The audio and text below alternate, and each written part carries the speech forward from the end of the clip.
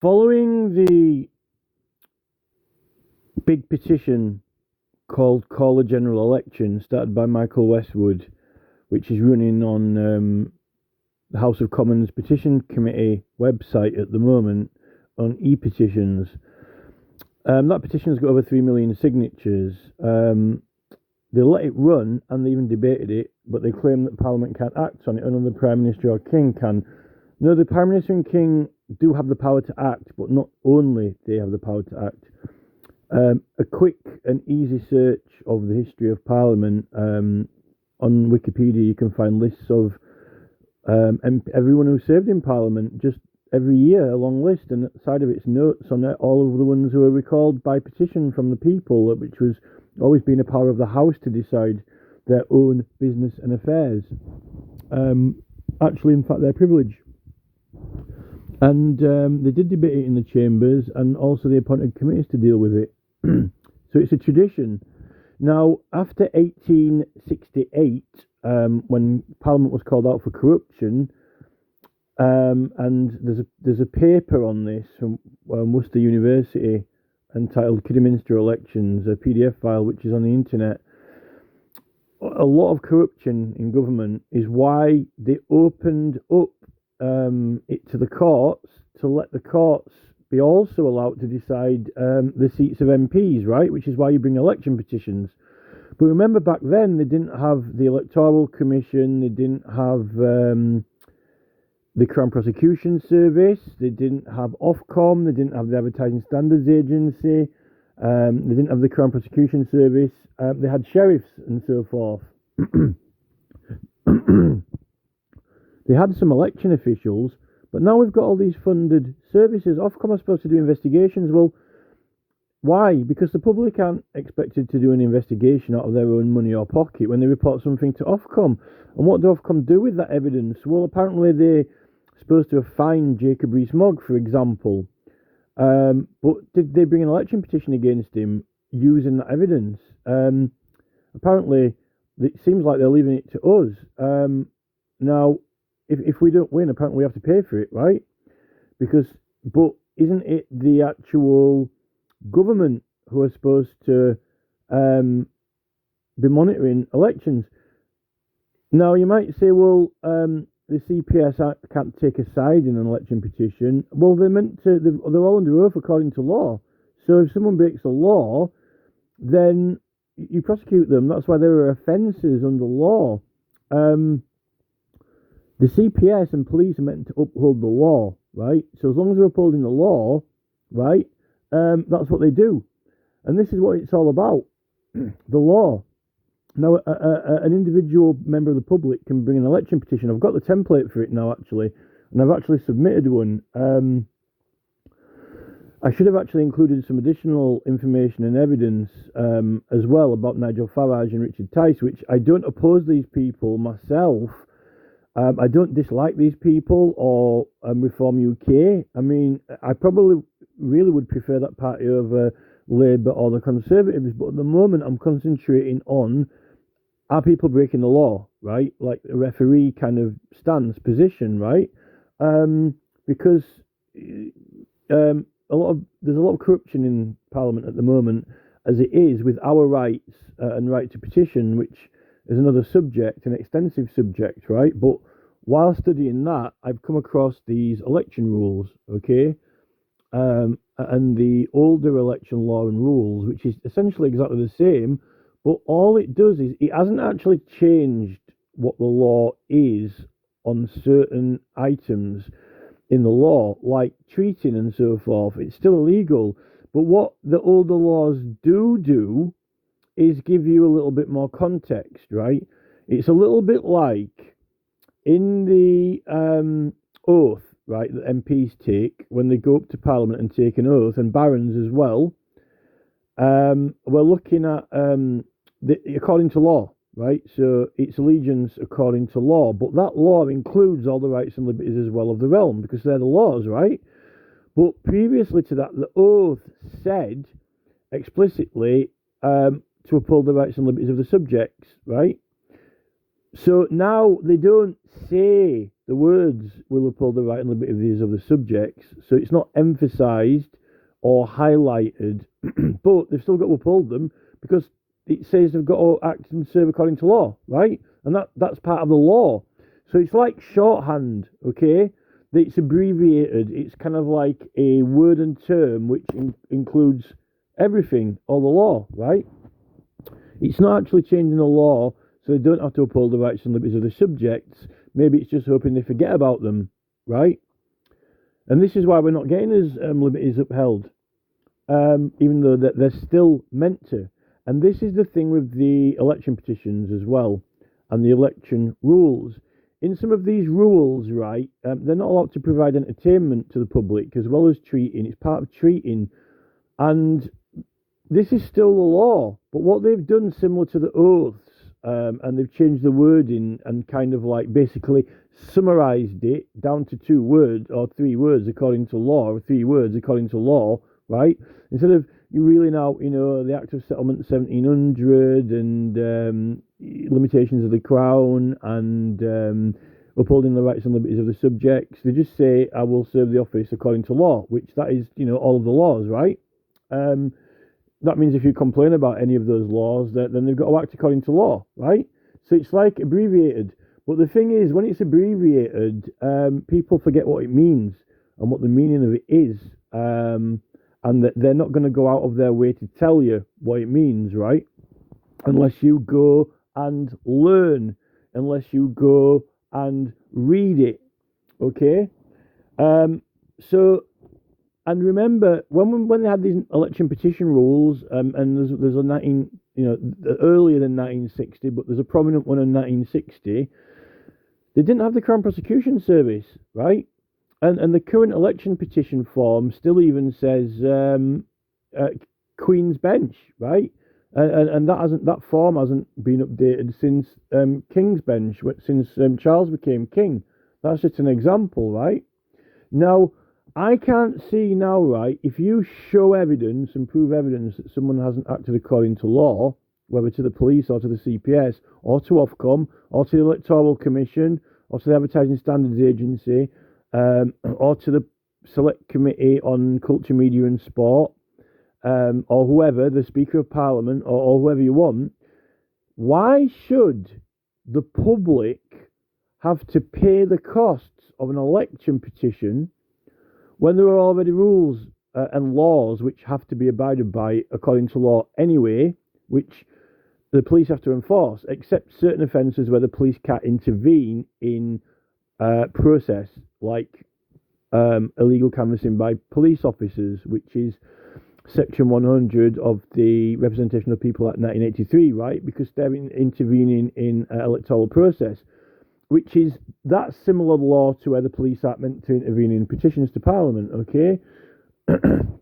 Now, like I said earlier, it's always been the right of the MPs to debate their own seats, right? It was only extended to the courts because of corruption, right? So you can have a fair trial, right? Supposedly, any citizen can call it an unfair trial. But remember, that's when it wasn't all funded, okay? That's when there weren't all these departments that we've got that are meant to do it for us. Like, Ofcom are meant to investigate television crimes and complaints. And when they do an investigation, then they've got a case file, evidence, right? They've got a case file. Now, that's being paid for by the taxpayer. So that case file, if you lay it, those costs are,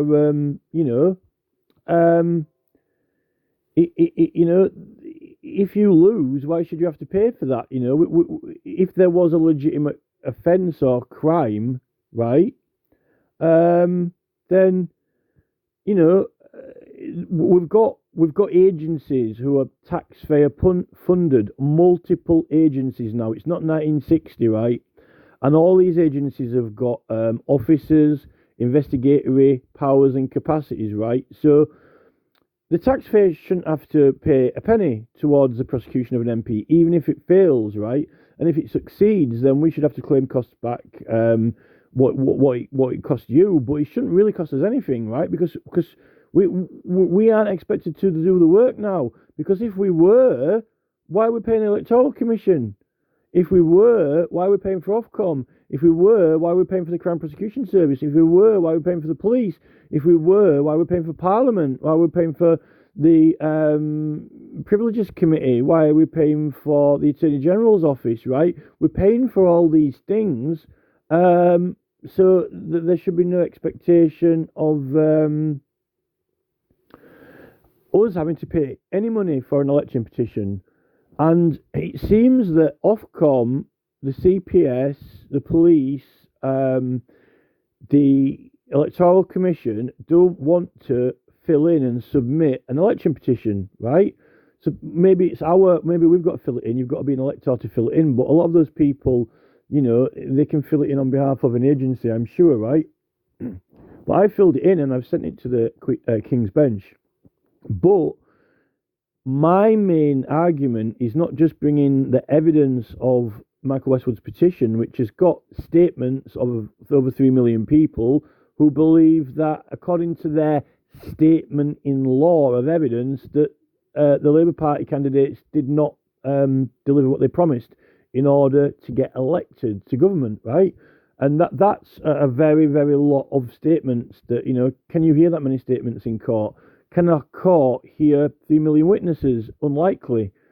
It's unlikely to hear 3 million witnesses because that will cost, a fortune. And if they didn't win, I mean, you couldn't charge one person for it because they all signed the petition, Now, so what I've suggested is that when it's more than one MP and many MPs, right, really, there's got this Constitutional Reform Act 2005, which has got communications between the Chief Justice and Parliament, right? And obviously the Chief Justice can sit or does sit in the King's Bench division, depending, right? But on something where only them can do a certain action, they would have to, I would have thought. They can lay documents to Parliament, so they can actually refer a election petition which has been submitted to the King's Bench to Parliament to debate it or be made to debate it. And if the courts look at the law and say, well, yeah, actually, through the Recall of MPs Act 2015, in Section 110B, it says that there are still other means to remove MPs other than the Recall Act or other than the election petition process. Those other means are petition to Parliament. And what this 1868 Act, I think, will do is reveal, hopefully, that we're entitled to that.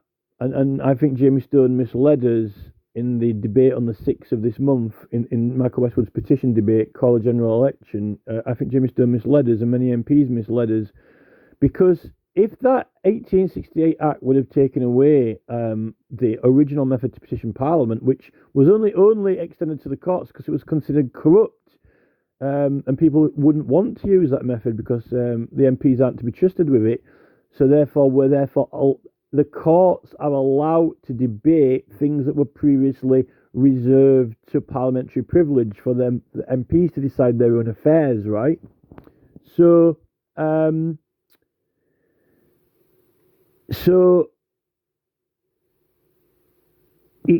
Parliament can debate it, and they should, but when it's such extensive, and actually the King's Bench should make them debate it, or tell them that they have to debate it, or transfer it back over to them round in a circle and say, you'll debate it. The King's Bench might be able to hear it, but I mean, I haven't submitted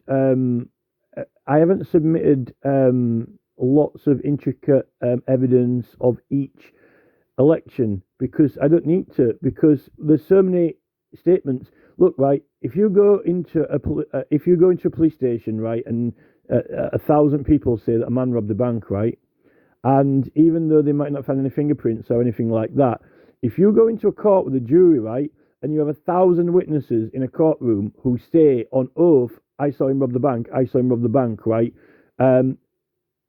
he's unlikely to get off not guilty, because there's so many witnesses. Even if they just say, I saw him do it, right, and it's a heavy witness-based statement case with less physical exhibits, less physical evidence, less items, fingerprints, documents, videos, things like that, right? Now there could be videos of these elections, and there could be pamphlets, materials used to disprove what these electors are saying, right? But if the electors themselves are the people who voted, and they believe that they were misled, regardless of the other material, then what can you say to that? Because it's all about whether the electors themselves were misled. And if they say they were misled, and if they think they were misled, regardless of the material, right? And 3 million people say that, what's the jury going to say, right? Is the jury going to say they're all lying? This is the thing. So with so many statements subscribed, you don't really need any more evidence. We could go into it, but the Electoral Commission have got that evidence, and there are probably quite a lot of complaints to government on file, which the court can call as evidence, and the CPS should ask for, because and the Electoral Commission should cooperate with that investigation. No member of the public after 1960, when we've got a fully dedicated and employed organisation called the Crown Prosecution Service and special election courts, no member of the public, after paying all that tax out to fund those departments, between all those departments, the Electoral Commission, the Crown Prosecution Service, the Attorney General's Office, then there's Parliament itself that's supposedly meant to be debated, but they're trying to get out of it. No taxpayer should have to pay for that. And this is the thing, Ofcom, right, who was another, Ofcom investigated Rees-Mogg, right, for being on GB News for certain statements and comments he made, and he got fined. But Rees-Mogg shouldn't have been on GB News, right? And that's when I'm going to get on to some additional focus on individuals, because I haven't really focused too much on individuals because there's so many signatures for every individual that I didn't really need to. So now I'm going to just mention a few things about individual persons, right? And that is that this man here, he is a member of the House of Lords, right? This man here, right, Michael Ian Grade, Baron Grade of Yarmouth, right, CBE. He's an English television executive and the Commissioner of Ofcom, right? Now, he's a Conservative, but he's in charge of Ofcom. He's not independent. And the Conservatives are tending to move over to Reform UK, right, of which Richard Tyson and Nigel Farage are very prominent representatives. In fact, Howard Cox was running for mayor for Reform, and now he's actually left Reform UK.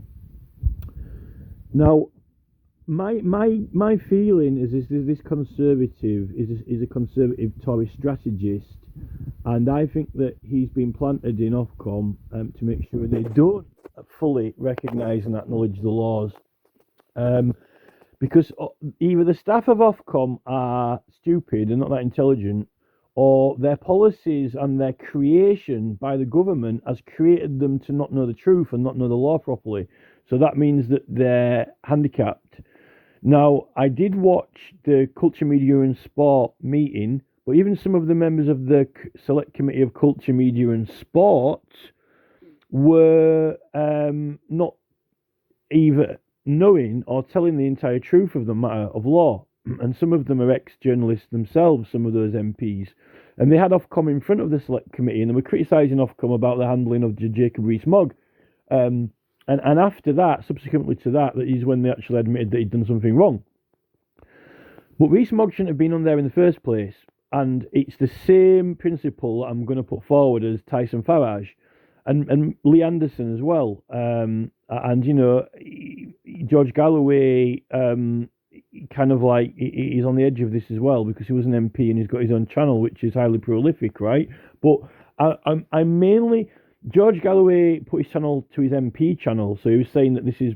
While he was MP, he said, this is my MP channel, yet he was holding political advisory sessions with all the public, not just his own constituency, on a channel that was George Galloway MP, right? Rachel Reeves similarly has put advertisements out on her channel which are telling people to support Labour and not the Tories, but it's meant to be for her Parliament channel. Parliament can't engage in promotion of political parties, right? So Rachel Reeves has done it as well. So my criticism now is to this guy here, Lord Election, which I've called him Lord Election in this because, lords aren't actually elected, which is tongue-in-cheek, and he seems to be in charge of Ofcom, which is meant to be the authority that holds them to account and holds these MPs who are on these channels. He's meant to be telling them that no, they can't be on the channels, or if they're invited as guests on news programmes to answer questions, which they can do, but only through the agency of Parliament, right? They're only there because they're agents of Parliament, right? They're there with the agency of Parliament, right? They're called in to answer questions for Parliament. But now that Parliament has got its own channels, and it can communicate directly with the public a lot easier, they don't need to be on those news programmes anymore. They're not actually needed to be on those news programmes and to answer questions because they can speak to us directly, where before the news that there wasn't a way for them to connect absolutely directly with us live. So we can just watch what they're doing and saying, if you see what I mean. So I'm not happy with this Michael Grade. I think that he's running Ofcom criminally, and they're not holding MPs to account, and they've helped and aided and abetted Reform Party to rise up and become a prominent party. It wouldn't have been possible without the publicity and without them making them into household names and getting people familiar with them so they trust them and like them and vote for them. Remember, these parties, they claim you're voting for the party and they claim you're voting for the policies, but remember, you're voting for a human being who you want to send to Parliament to represent you in Parliament, that person, and hold surgery in your local area where you can supposedly meet them and speak to them about political issues, and they might be able to act for you, for example, in your petitions and help you. You want a person you think that is going to be competent and capable to do that, of character, personality, integrity, honesty, and knowledge, education to do that. So you're voting for the person, no matter what facade they put over it and what team they join or what they run on, right? And they're claiming that their party's going to do this or that. You are always voting for the person. Now, if there's Joe Bloggs, right, or John Smith, or Mr. Wilkinson, or whatever, like in Rochdale, the guy who came second at the Rochdale by-election, right, when George Galloway won, but a local guy came second place, right? He got a lot of votes, a very lot of votes. There were lots of independent candidates. People don't really know these people. They've never heard of them. They don't know who they are. They're just a name on a piece of paper when you go vote, right? Because they haven't got the money, they haven't got the funding, they can't get themselves out there, they can't get known, right? So you don't know. If you knew them, you might say, "Oh, I like that person. He would be good in Parliament. He knows about the law. He knows about politics. I can trust him with my vote. To represent me and not lie or whatever, or not be out for themselves, or like Starmer, gone back on all certain promises that even their party made that they were running on, right? So this is the thing, right? So you're voting for the person. Now, this gets into the area of knowledge of household names. It's what they do with celebrities. It's why you don't have a different person on TV every day. It's why they want Zoe Ball, or why they want Philip Schofield, because you're comfortable with them. You're familiar with them. You trust them. You let them into your house. You switch your TV on, right? You let them into your front room through the TV, right? You trust them. Whenever they say things, you believe that it's real. When the BBC tell you something, you believe them that they're right. When game show hosts ask questions and tell you that you got the answer wrong, you believe them that it's not a load of tosh, that they're actually telling the truth, right? You put your trust in these people. They become familiars. This is winning you over. There's a magic to it. There's a witchcraft to it. There's an art to it. It's becoming a household name, a familiar, which celebrities become, right? And you play their music and so forth because they've been put on platform. Obviously, they want to do it, but there are a lot of people who don't get chosen to do it.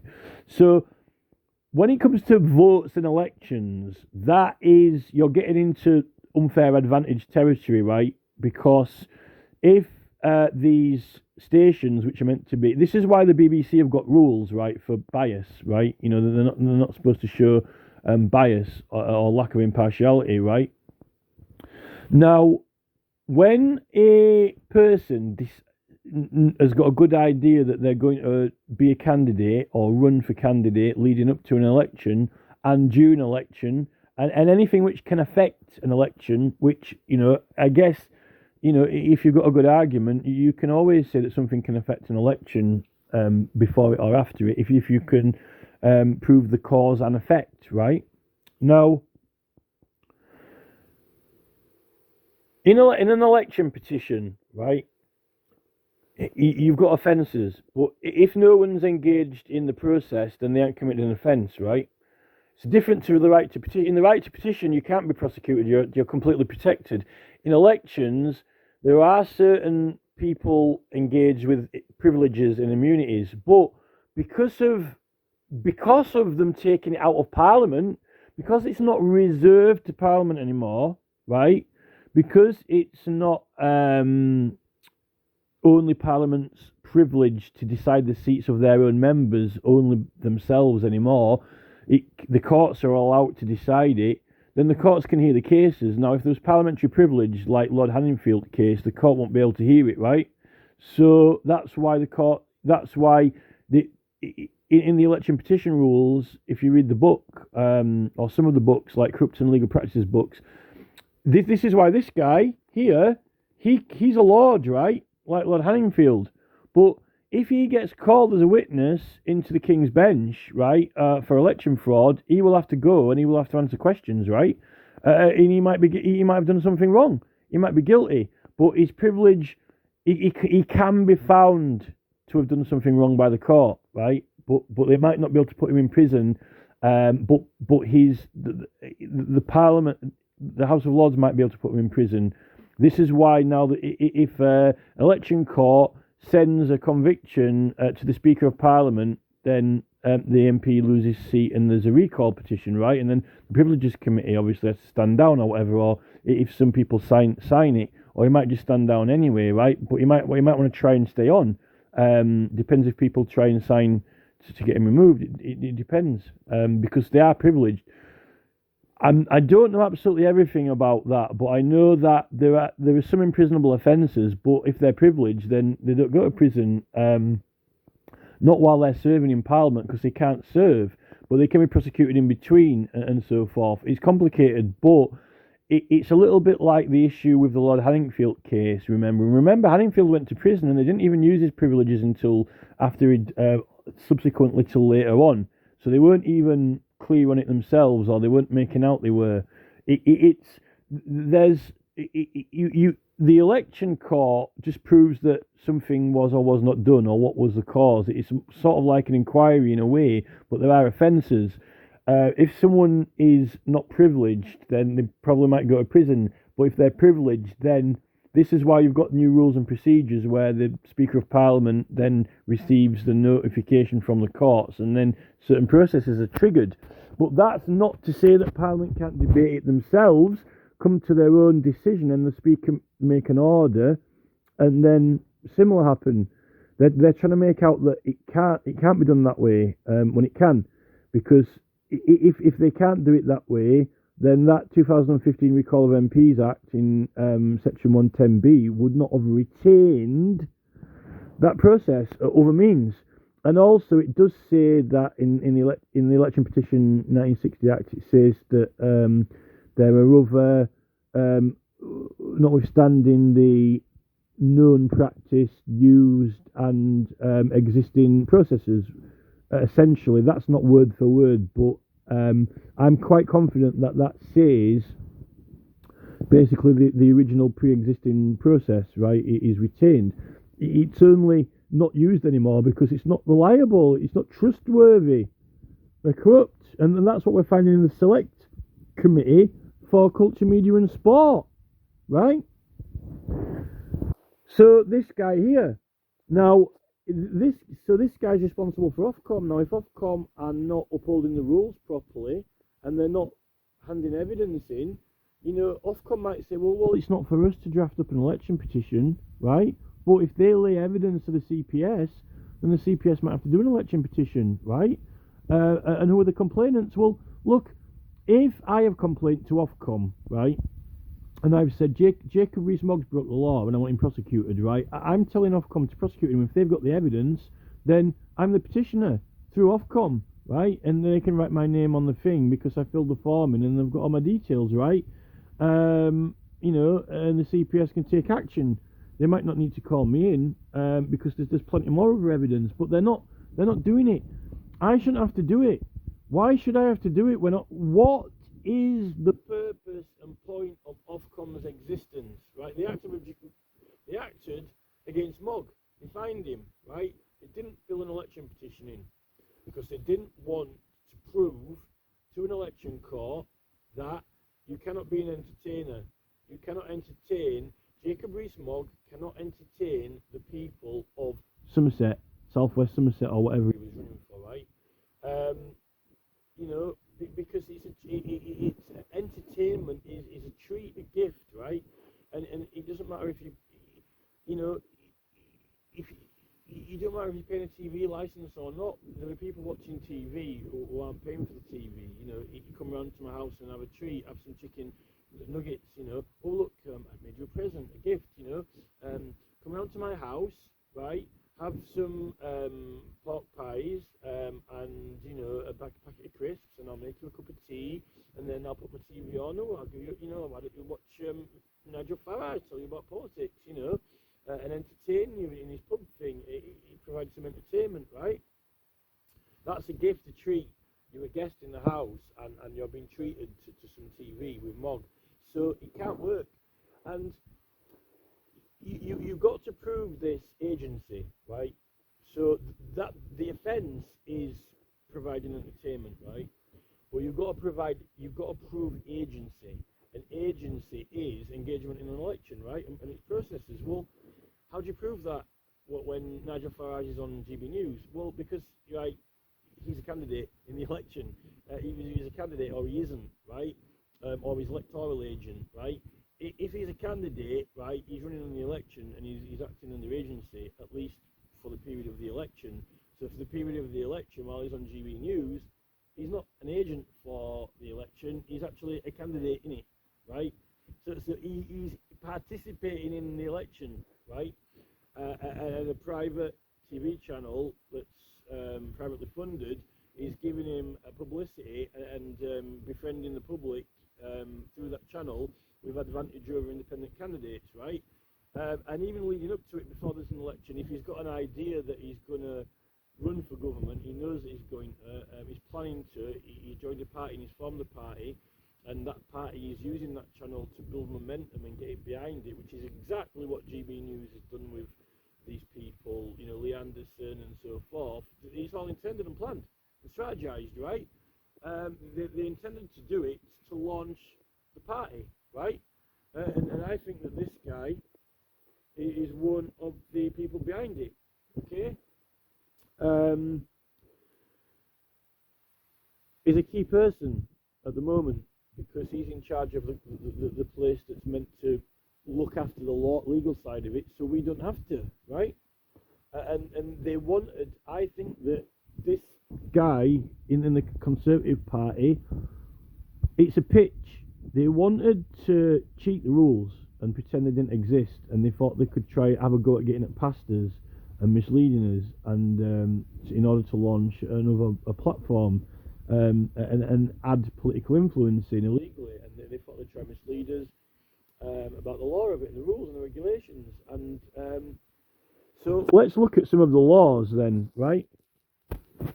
So this is a screenshot from GB News. So this is the YouTube channel, right? So GB News YouTube, and these are some of their videos, and there is Farage. So this is Nigel Farage, a member of the UK Parliament, pointing at us, right? trying to make out that it's our fault, our problem, that, you know, we're the ones who are breaking the election rules, possibly, while he's encouraging it and setting an example to everyone. So this actually is grooming, right? So they're actually encouraging people, being encourageable, rather than saying, oh yeah, we're not supposed to do it and you're not supposed to either. So this man is a personality, a celebrity, and I'm not opposed to his party here. I prefer Reform from Labour or the Conservatives, right? But he's and unfortunately, this party is now the only hope for many people who don't like Labour or don't like the Conservative parties. You know, the Reform's like the difference, the change, but they're doing it illegally, right? They could have done it through lawful means, but they wanted to yoke the power and take over the power of television, and when they did that with Rishi Sunak, you know, Rishi Sunak, I'll show you that as evidence now. So this is Farage. He's entertaining the public. Now Ofcom was saying that they can be on news programmes, but they can do chat shows and so forth. No, they can't. It's providing entertainment to the public, particularly in their electoral area as well. And it's mainly because it is in their electoral area where they're going to be standing. And generally the whole party around the whole country. This is entertainment, right? And in actual fact, it doesn't really matter whether it is a news programme or a entertainment show. And what Ofcom are working off on the page, on the paper, what legislation they're working from or reading, they don't understand it. They don't know where it comes from. They don't know the full extent of it. They're working from a very summarised and kind of primary school understanding and set of clauses for their organisation. They're not working from a intelligent, historical, professorship sort of full, complete, total working knowledge and understanding of what they're even doing and what the election is and the processes of it. So this is all illegal. Now this was when they had Rishi Sunak on there. Now they've got the Prime Minister on and they're asking him questions. They're letting the public ask Sunak questions as the Prime Minister, like Prime Minister's questions. But Sunak's a serving MP, remember, and his own constituency only have limited time to speak to him and ask questions, and all the surgeries have limited time to speak to MPs and ask questions and funding, right?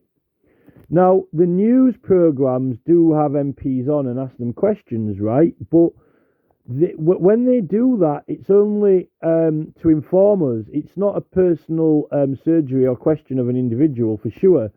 So what Sunak's doing, he's holding surgery.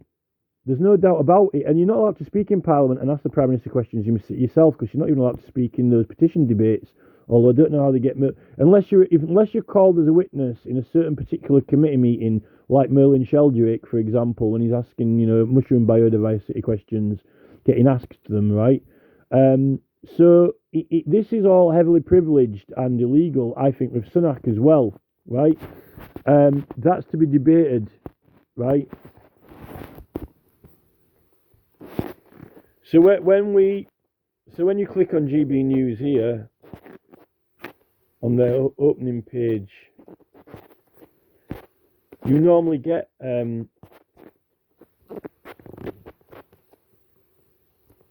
Nigel Farage.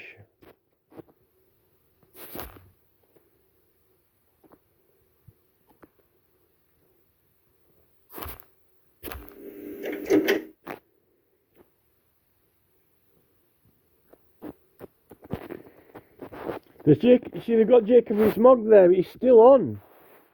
Jacob Rees-Mogg, State of the Nation. So he's still on there. They still haven't removed him yet, and I don't know why or how they haven't removed him yet. There's Nigel Farage there. They've still got Jacob Rees-Mogg and Nigel Farage. Although Mogg's not an MP anymore, that's the thing. But he should have been banned. I think he should have been... He should have had. He could be imprisonment, you know, for the least amount. You know, he shouldn't be able to stand for an MP again. You know, I don't know how he can still be allowed on a TV program and allowed to make money from it. You know, he should have. Some of the offences are imprisonable. So, some of them, right? And it's quite. I think that it's quite serious. There's an offence under it called widespread election interference, right? There's an offence under the Election Representation of the People Act. It's widespread election interference. Well, this is widespread because they're getting a lot of views. They've got actually 70,000 videos and 1.62 million subscribers. It's not actually even. They haven't even got. They've only got half as much as how many people signed the petition of Westwood's, right? Michael Westwood's. It's a lot, though. 1 million people worth of influence on the country. And then there are other channels as well, like Talk TV. And in fact, a number of GB News presenters have gone. I mean, Mark Dolan was on there. He's gone, and I think they had the Reclaim the Media party. Lawrence Fox, he was on there. He's gone, and then they had his friend who appears on his Fox and Father show, the Catholic priest. He was on there as well. So there's quite a lot of people already left GB News or being fired, but not any of these major influential politicians. And the thing is, this type of television program is aimed at, look what they're doing, they're aiming it at these kind of affluent people who are middle class people, like Jeremy Vine, people like Jeremy Vine that it appeals to, that morning show, you know, like The Perfect Family, you know, like the opposite of, you know, not Homer Simpson or Married with Children or you know, Roseanne Arnold's show or whatever. These kind of slightly more poor families.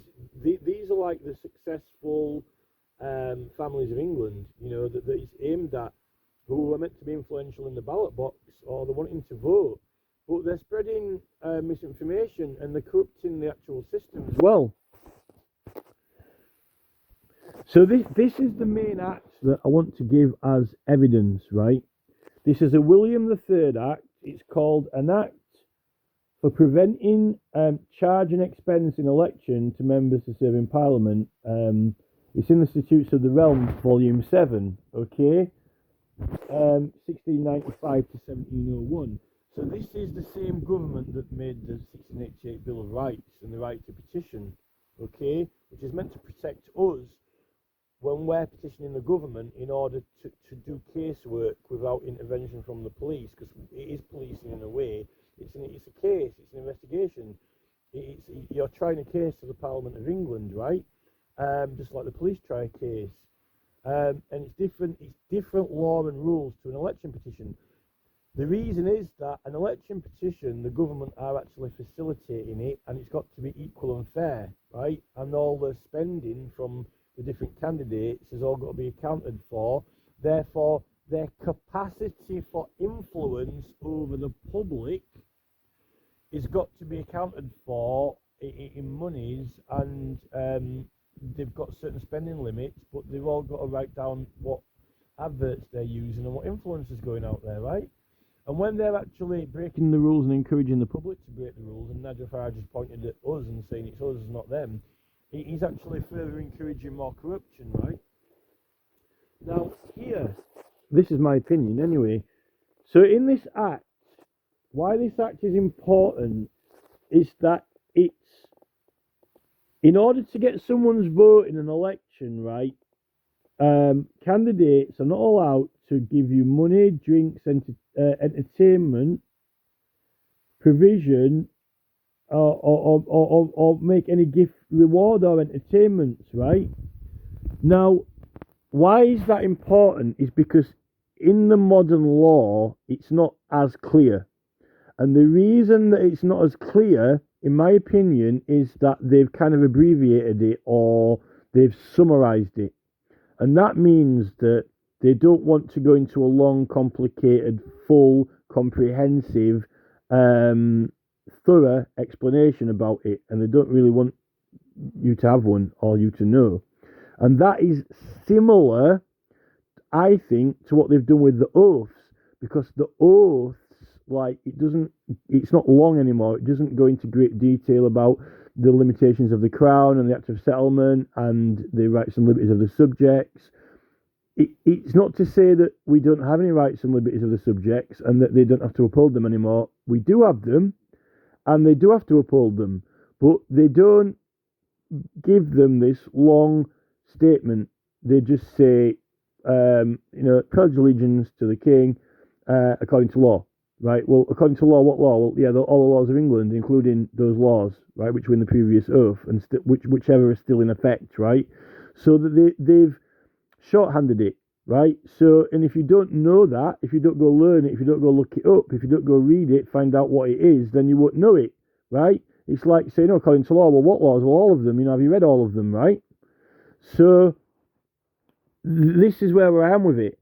So, when in the modern, and this is when you get to Ofcom, right? Because what Ofcom are doing, Ofcom are playing from the dummy book, right?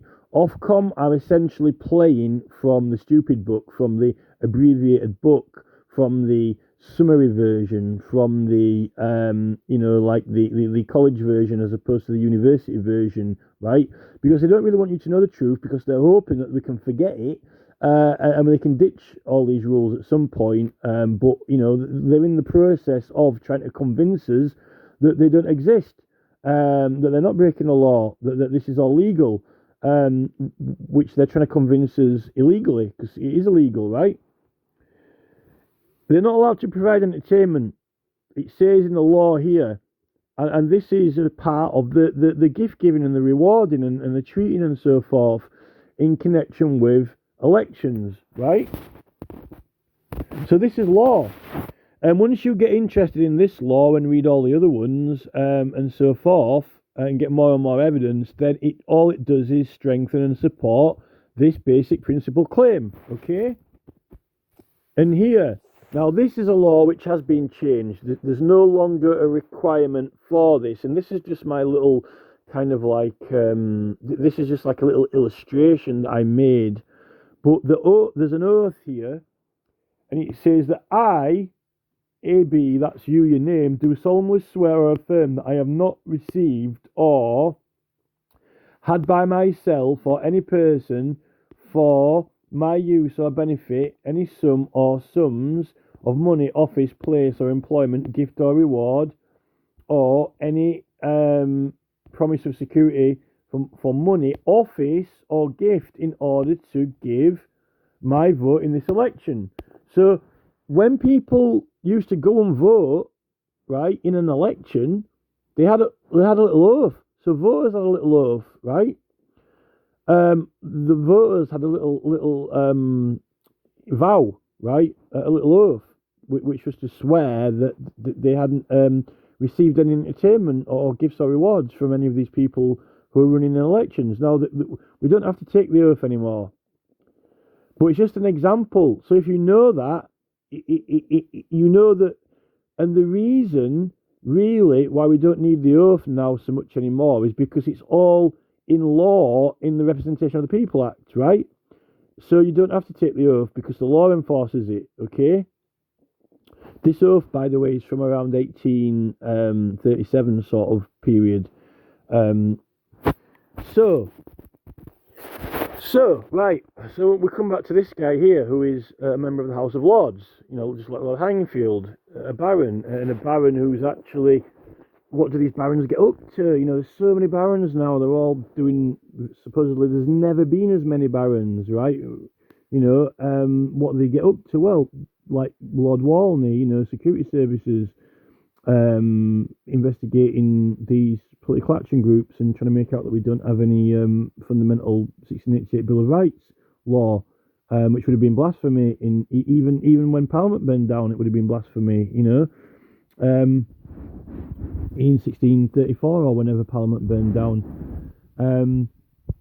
So these people are actually, they put them in charge of all these government bodies that we're paying for and we're funding, and are meant to do the job for us, so we don't have to use our own money for it, right? Because obviously they're taking all the money off us from taxes and funding these organisations, which actually, it turns out, are actually encouraging people like Jacob Rees-Mogg to exist on GB News because they're not stopping it, you know. And they weren't competent or capable to act themselves.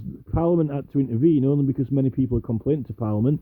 And even when Parliament intervened, the Select Committee on Culture, Media and Sport didn't even call out this law. They didn't seem to know it or understand it, right? Now, the basis for this, right? Let's go back to Farage. So Farage is trying to make it out that it's our fault here in this image, like he's pointing at us, right? Now, Farage, no one would know who Farage was, right?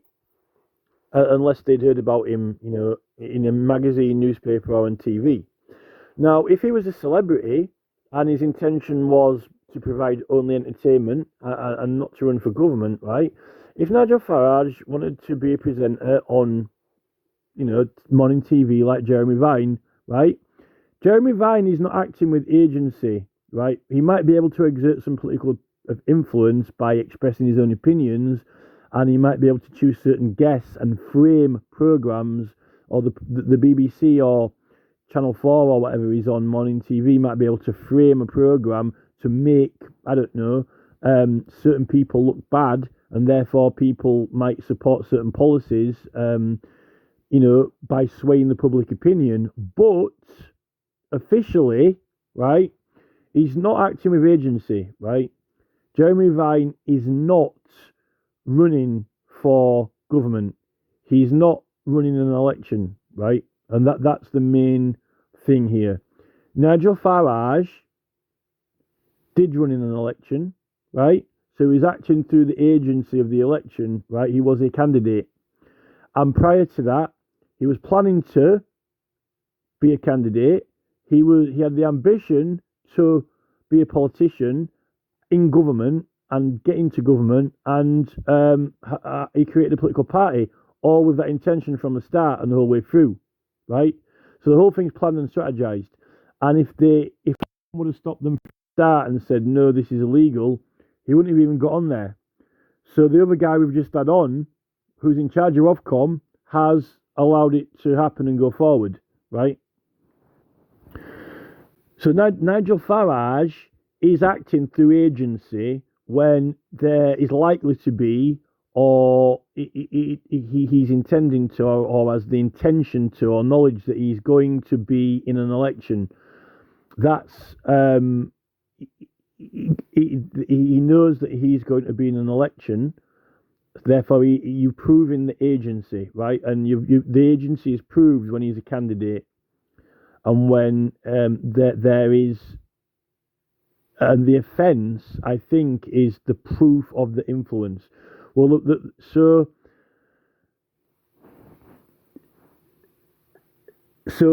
he's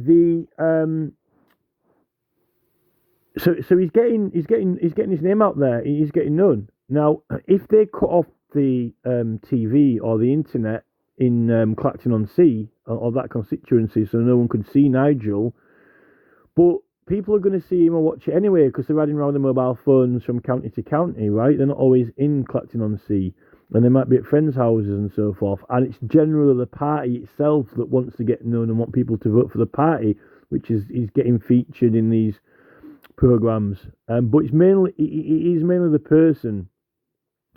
So what is he getting out of it? Well, he's getting people to know him, and he's passing it off that what he's doing is illegal and you're allowed to do it. It's not illegal, right? So apparently he's a good person, and he's putting his political opinion out there and what he stands for, and then people know that they can vote for him, and he's getting their confidence, friendship, and he's going around doing tours around England in these like pubs, and he's getting people. He's perfectly all right and to like him. Now some of them are lawful if it falls under agency, but he is providing whether or not it's a news programme, or whether when he's presenting a news programme and he's not invited on as a guest through the agency of Parliament because he's already been elected, and it's the agency of Parliament which facilitates him being on there, right? Or else they won't be interested in him, right? While he is a candidate, and while he's intending to be, knowing that he's going to be a candidate, and he's likely to be a candidate, then you're proving this agency part, this engagement, involvement. So he's actually, you know, if people come into your house, you know, oh, I'm bored. Oh, are you bored? Are you? Oh, well, you know, put on TV news on. No. Oh, we'll have a chat and a cup of tea, and I'll entertain you with my television that I bought. It's not yours, but you know, you're not paying for this TV, but I'll give you a treat. We'll turn the TV on and we'll watch Nigel Farage, right? So that's the offence, because you're being treated to Nigel Farage, and he's not only just treating you with him himself, like in a big little teddy bear. He's actually, you know, he's trying to get your vote. That's the whole point. Now, you could try to prove that he's not trying to get your vote, but if you don't know who he is and you're not familiar with him, you're unlikely to vote for him, right? But if you're in Clacton, then, you know, he's winning you over for the vote. So there's this general popularity. So that's the difference between a celebrity is not running for an election. So it's the fact that he's, you know, he's an MP now. He wouldn't have been an MP if he didn't have had the advantage of people knowing about him. And it is entertainment. I don't really think that it matters whether or not you're paying for the channel or you're not paying for the channel. And he's also getting paid privately. And what it actually is, it's private companies who are putting him there. It's private platforms, private businesses, and private channels that are putting him there. And he's getting, it's not, GB News, right, is not accounted for on the on his agent's books, right? Well, you might say, well, you can't prove agency then. Well, no, that's the thing. There's a spending cap on how much you can spend on an election, right? He's getting additional publicity, and he's going out, and a private company are treating you to some Nigel Farage, because that's the whole point of TV, to watch when you're bored and you've not got what else to do, right? Something, a resource which is not part of his campaign and not part of its agent is giving you Nigel, right, which does get people to vote for him and does affect the outcome of the election, right? That's you got to prove the effect. There is an effect to prove there, and it's additional resources coming from a private body which aren't accounted for through agency. But the agency is not with his agent or the election campaign, because you won't find the agency in the channel if you're looking for it. Where is the agency? It's Nigel. The agency is in Nigel, right? Now he's there pointing at us. Well, it's him. He's there pointing at us when he's the candidate. The agency is within Nigel, him, right? It's like you when you act, right? Oh, I'm acting charitable. I'm giving away some midget gems, right? I can do that. But now I'm going into a shop and I'm buying a Mars bar. I have to pay tax on that. But then when I give it away to my friend, that's not tax because it's a gift under a certain amount, right? Now, what they're trying to trick us with is trying to make out that, well, Nigel might be standing for an election and he might be getting paid by GB News, but while he's on this programme, he's not acting with agency for his election campaign because he might not talk about it or whatever. But he doesn't have to say any particular thing. The agency is embodiment of him. You're voting for Nigel in the election at the end of the day. You want a human being who you A, trust, B, know, and C, think is educated enough, right? Now, so Nigel himself is using the private body, right, for he is the agent. he's using it for his personal agency, right? Because he is a candidate. Now, if he wasn't, then he's not getting any benefit from it. The benefit comes because he is a candidate and he's running for an election, right? So that means that if you are going to be in working Parliament on government, it doesn't matter whether you're a cabinet or a minister or not, it's about getting to be, how do you become a member? How do you get the votes, right? It's not about cabinet or member of Parliament or not. The whole Rees-Mogg saga is just absolute facade, right? Nigel is his own mascot of himself, right? It's like the Master in Doctor Who, he's using it for his own benefit, right? And his own benefit is the election, right? Because he's the candidate. He's not meant to be on these programs. And then GB News and Ofcom are reckoning that it can be this type of program or that type of program. Well, look, is there an advantage gained or not? There's no advantage gained when you're not running for an election, right? And that's the thing. He is a member of Parliament. How did he get there? He got elected. How did he get elected? With votes. How did he get the votes? Because people knew about him and, they trusted him. How did they know about him and get to trust him? Because he's been put out there in a much more extensive and wider capacity than what was accounted for in his election campaign, and for more than what any other candidate themselves got, regardless of how much spending they could afford or not afford. He was catapulted there. So this is the entertainment.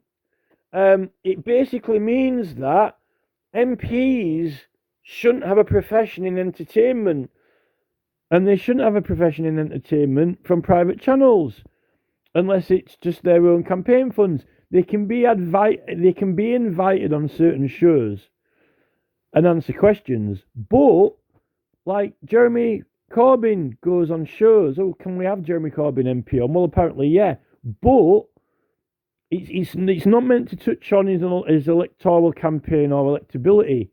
You could try and prove it with Jeremy Corbyn, but the thing is, all through the 1960s and 70s and 80s, you didn't have all these Parliament channels as much, right? There was no way for MPs to communicate with the public on what government was doing, unless government just gave out leaflets, pamphlets, and put notices up at notice boards in town halls or whatever, telling you what they're doing with their own material. This is the Parliamentary Papers Act, right? Parliament telling you what they're doing. But now, you don't actually need these independent shows, or even the BBC, because Parliament itself can't communicate direct without a third-party intermediary, right?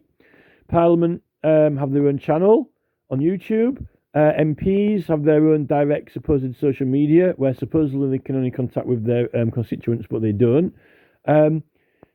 They don't need to be on a third party anymore, and not even the BBC, right? Because they can communicate direct. And even so, they should be on there less now, because we've got more direct communication, right? And in fact, it's got worse, and now it's got to the point where they're actually having them being celebrities, and hosting private platforms, and it's all about winning over the people. It doesn't matter whether they talk about the election or not. If you got elected because people, you were won over by your character and personality, right, for being on TV, being a candidate or intending to be a candidate, right, that's the thing. So they're messing in a dangerous area, because it's always got there's influence. You're going to find influence there, right? When someone is a candidate, Why? Because they're on the ballot, right? And anytime anyone sees them, who's going to end up going voting, there's going to be an influence. And this is what, it's the connection they really want to sever and pretend doesn't exist when it does. Yet, we've got our connection, which we're trying to prove when we petition Parliament, with our own petitions, which has got a very different law, and they're not even wanting to acknowledge any agency exists, which is like the William Penn trial. They weren't doing a petition. They were just talking in the street. Nigel's not running for an election. He's just a celebrity in a TV program who happens to be running for an election. Oh yeah, actually, yeah, he's running for an election. This is the thing. And without agency, with the right to petition, you don't get your protections and immunities. And that's, they want to pretend there isn't one. And in a way, that's kind of like what they're doing with Farage and Tice and Lee Anderson. What they're doing is they want to pretend there's no agency in effect, like they can turn it on and off like a light switch, right? With the petitioners, like Just Stop Oil, and with like Insulate Britain and Extinction Rebellion, they just want to turn it off. Like, the government say there's no such thing as agency here, right? It's just a protest. What's that? Oh, some people kicking off in the street, or saying, behaving badly in big groups, saying, we want to get onto an Oasis gig, they won't let us on, the police, or something like that, right?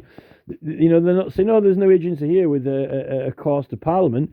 That's a little bit like what they're doing with Farage, but it's definitely, it's a serious business, all right. There's an election on. He wants to get into Parliament. It couldn't be more serious because he's got Reform UK signs and they've got an agent and there's an election on, by the way, and he's on the ballot, right? But magically, with this programme, right, when Nigel walks into this studio on this programme that's still being broadcast to those people, magically, the agency's turned off. Oh, I'm not having any effect on these people. I'm not having any... This is not a treat. Oh, I've got a very good treat for you now. I'm going to turn the TV on. Oh, there's Nigel. Oh, isn't that Nigel Farage? Yeah, oh, this is great, isn't it? Get me a jam sandwich. Oh, look, this is great. Oh, isn't he running for election? Yes. Oh, look at Nigel. He's very handsome, isn't he? Yes. Oh, he's quite a nice man. I quite like what he's saying. Well, this is not talking about the election on this programme. Oh, yeah, no, but he's quite a very promising candidate, don't you think? I'm getting to like him. I might go vote for him. I don't quite agree with the policies that his party put, but I like Nigel. I'm getting friends with him now. He's my best pal.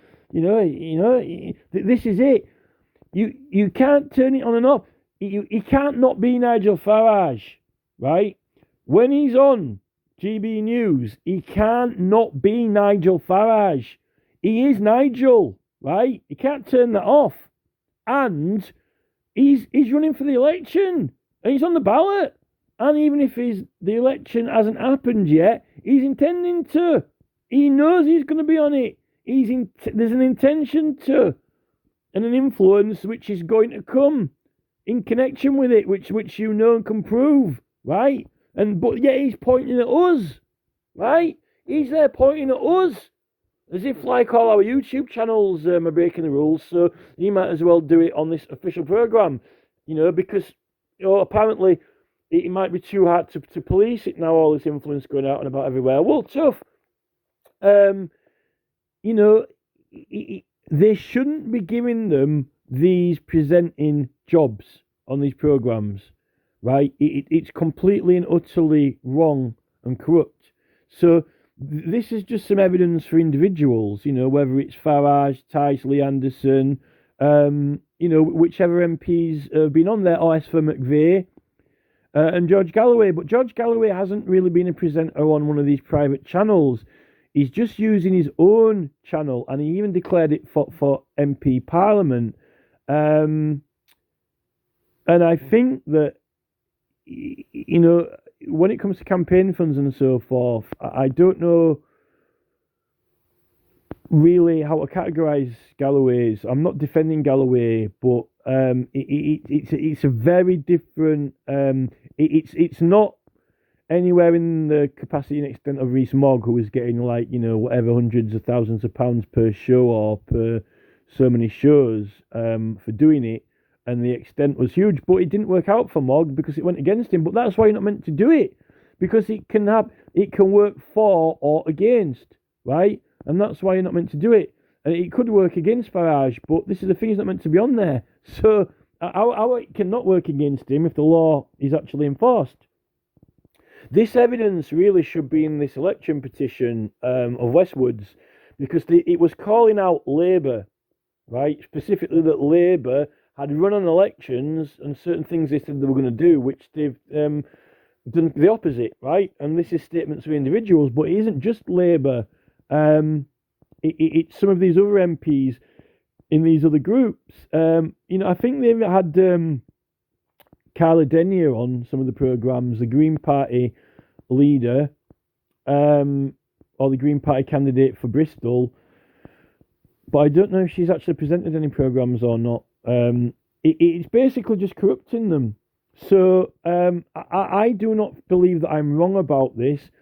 I don't know what further intricate evidence you can go into. If I give this video to a judge, I mean, he wants pamphlets, papers, material things. You don't want to just run on the ideology and basis. What's this? Oh, well, it's just a screenshot of GB News with Nigel Farage's programme. It proves that he's got a programme and he's been running it. Well, just hear some words, some comments, some statements. Give me some clips from some videos. How long has this been going on? Have you got evidence going back so forth? Well, I don't need to give that. He's on there. He's doing it, and it's public knowledge. Maybe that's not good enough for a court, but all I need is the screenshot. He's there. It's his show, right? And we know that he's been on there for a very long time. So is Rees-Mogg. The evidence is on the complaints files with Ofcom. They're a governmental department. Why isn't the court calling Ofcom for all its records of complaints, all of its evidence? The Department of Culture, Media and Sport, Advertising Standards Authority, and so forth. This is a thing. The Crown Prosecution Service are meant to do this, right? And the Attorney General's office, that's what we pay them for. There are rules and laws, right, in the Representation of the People Act on treating and so forth. And the act that I showed you is an older act, but it's the extrapolated act. It's the act that tells you what it's meant to mean and apply to. It's not the shorthand version or the 3-word version according to law. It's the full. What does treating mean? What does treating cover? What does treating extend to? Entertainment as well. All right, all forms of entertainment, like television programs that will have a bit of entertainment, turn the TV on. Right, this is the thing. Right, is that going to influence? Everyone coming around to my house on Clacton-on-Sea. Oh, do you want a sausage roll? Oh, we're bored. Do you want to play Snakes and Ladders? Oh, I'll put the TV on. I'll entertain you with my television, which you haven't paid for. Look, there's Nigel Farage and GB News. Oh, we'll have a conversation now. Yeah, there he is. Look, there's Nigel. You can hear him and see him now. Go vote for him at your polling station. Is he on the ballot?